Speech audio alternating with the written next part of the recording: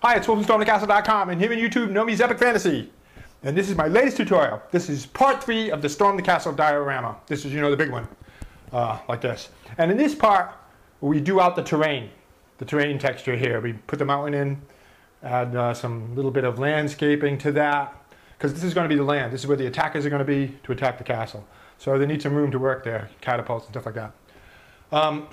We'll launch into the video on how to do this in just a second. I just want to say thank you for watching my video. If you're a subscriber, thank you for subscribing. If you're not a subscriber, think about hitting that button. I always have lots of interesting stuff. Excuse me. So that's it. Let's launch into the little introductory video, and then let's learn how I did this. Dioramas, origami, catapults, and trebuchets, telescopes, terrariums, bonsai trees, and paper games, swords and shields, and real blacksmithing, model rockets, animation. I teach the art of real creation. StormTheCastle.com. Let's make something. Now I've laid out an extra piece of, an extra sheet of foam board here on the base of the diorama underneath the castle to give us room to make a moat. And there's the moat there. I drew it out on the top of the foam. And that's the drawbridge, and the moat is actually going to go up against the castle right there. So then we used a hot wire foam cutter to cut out the moat. And this is kind of fun. It looks really good.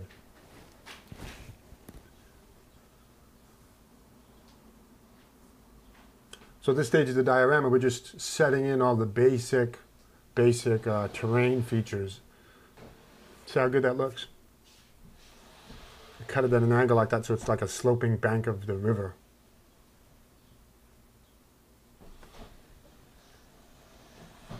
I like it. The moat is done. It has a really good river look to it. See how it goes up against the castle there? I like that too. It's really nice.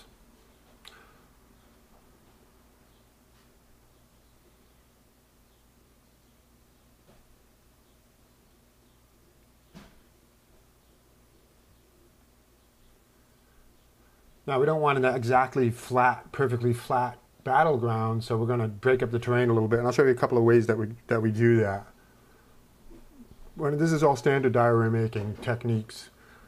We're going to have a hill over here where the commander of the opposing army is going to be standing up there with his troops, and we make that with strips of cardboard, just like this.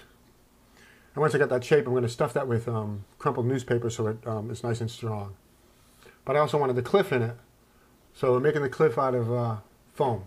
And I'll show you in a sec where that cliff fits right into that.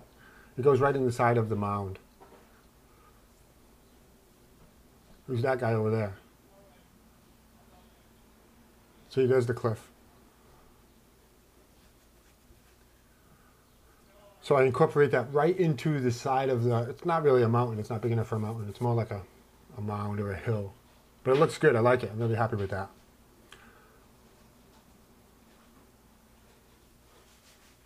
So it's almost like an armature of wire.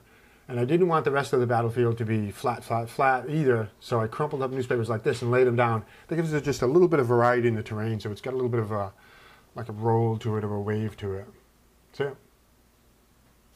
Now it's time to make the shell. This is a material called plaster cloth.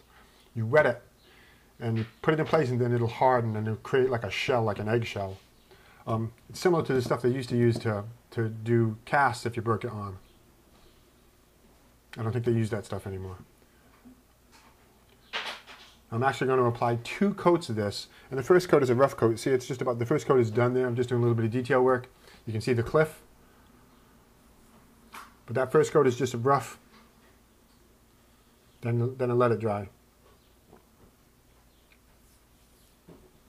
See, it's still got a little bit of a terrain look to it. Now once it's dry, I'm going to do a second coat, and you could even do a third coat depending on how you want it to look and how strong you want it. But in the second coat, I'm using smaller strips, and I'm doing a little more detail. I'm going to pay more attention to what the terrain looks like. So, and this is in, I think this is 7 or 10 times normal speed. And I'm laying these strips in the opposite direction. The other strips were vertical, and these strips are horizontal, going side to side.